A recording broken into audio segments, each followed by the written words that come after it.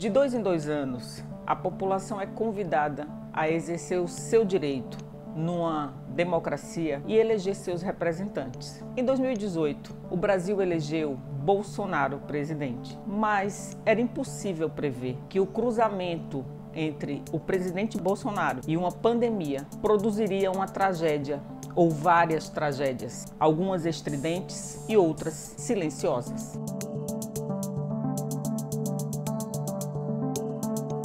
Antes de começar esse vídeo, eu quero pedir que você cheque se a sua inscrição continua aqui no canal, porque infelizmente o YouTube está mudando o algoritmo e às vezes a inscrição ela deixa de ficar válida. Se esse conteúdo for relevante para você, compartilhe para que outras pessoas tomem conhecimento dele. No vídeo de hoje nós vamos falar sobre educação e também sobre o debate que circula em todas as rodas sociais acerca do retorno das aulas no Brasil nesse momento pandêmico. Mas antes é importantíssimo a gente fazer uma reflexão.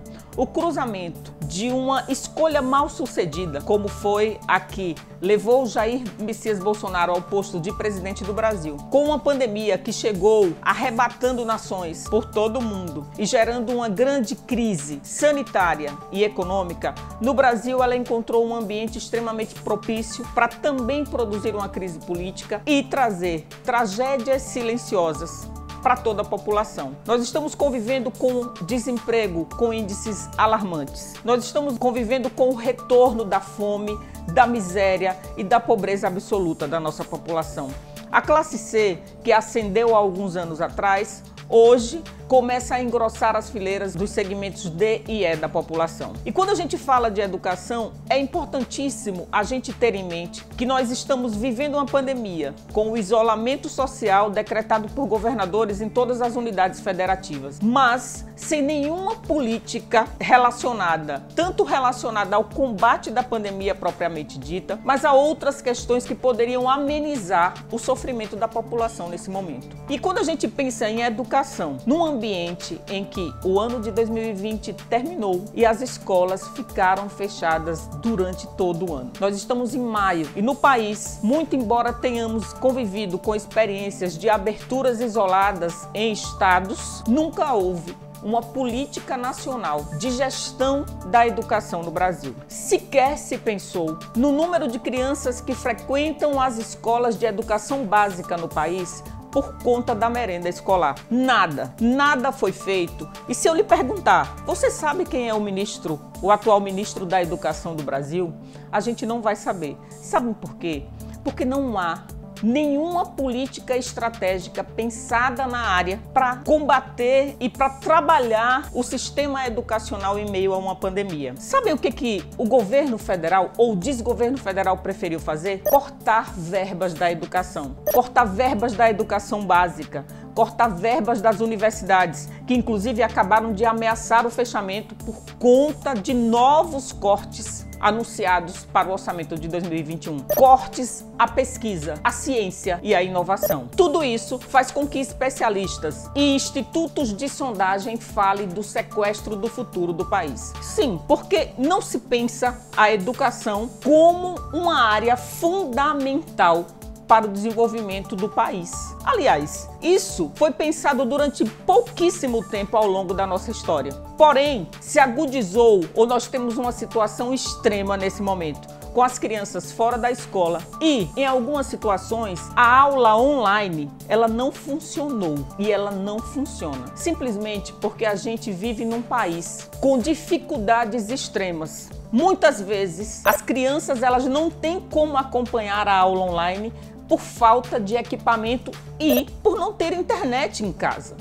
E vocês sabem que num cenário como esse, o presidente Bolsonaro, ele vetou o projeto que previa a compra de equipamentos, de computadores e a cessão de internet gratuita para pessoas que precisam, para crianças e professores que precisavam desse equipamento para, pelo menos, tentar salvar um pouco do cenário em que se encontra a educação no Brasil. Nós estamos vivendo uma realidade que, no meio de todas essas mazelas pelas quais nós estamos passando, nós temos que assistir o governo cortando 3,9 bilhões do orçamento da educação, Um dinheiro que poderia, inclusive, ser utilizado para dotar as escolas de infraestrutura para esse momento de retorno às aulas. Afinal, se a gente tem uma pandemia e precisa que as aulas aconteçam em ambientes ventilados, as escolas precisariam, os seus prédios, se adaptarem a isso. Mas nós vivemos uma realidade muito mais perversa nessa área. As escolas, elas não têm infraestrutura nem para funcionar fora do ambiente pandêmico. Sabe por quê? Uma de cada 4 escolas não tem sistema de esgoto. Falta água para lavar as mãos. E é nesse ambiente caótico que o Congresso Nacional resolveu obrigar professores e alunos a voltarem para a sala de aula. Agora eu lhe pergunto, a questão básica de todo esse debate da pandemia foi cumprida? Por quê? Em vários outros países a gente tem professores e corpo técnico das escolas na lista de priorização da vacinação. Aqui no Brasil, a gente continua com o programa de imunização capengando e a gente não fez nenhum investimento para adaptar as nossas escolas para esse retorno. E é claro que esse debate ele está posto para a sociedade. É comum ver as pessoas dizendo, mas tem que fechar o bar, tem que fechar a academia para poder a escola abrir. Gente, em nenhum momento nós tivemos uma política estratégica sobre a questão do retorno às atividades. Vários países criaram plataformas de educação, investiram mais em tecnologia, alternaram o processo das aulas presenciais e das aulas online e mantiveram, como o caso do Uruguai, as escolas estavam com as atividades online ou com kits de entrega de atividades, mas permaneceram abertas para que as crianças pudessem fazer as suas refeições nelas. Isso faz toda a diferença num país que tem a fome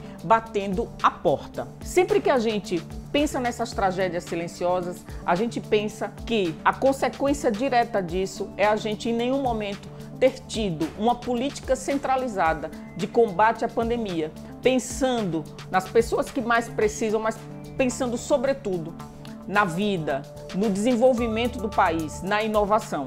Quando a gente fala que há o sequestro do futuro do Brasil, é porque toda vez que não há investimento em educação, toda vez que a população perde com investimentos na área, o país também perde enquanto sociedade. Porque não é a questão individual, tão somente de crianças e adolescentes que estão deixando de ter a oportunidade de ter na educação a possibilidade de transitar e mudar a sua vida. Porque é um dado concreto. A educação, ela costuma ser um elemento fundamental para que as gerações possam ter um poder aquisitivo diferente daquelas que vieram depois.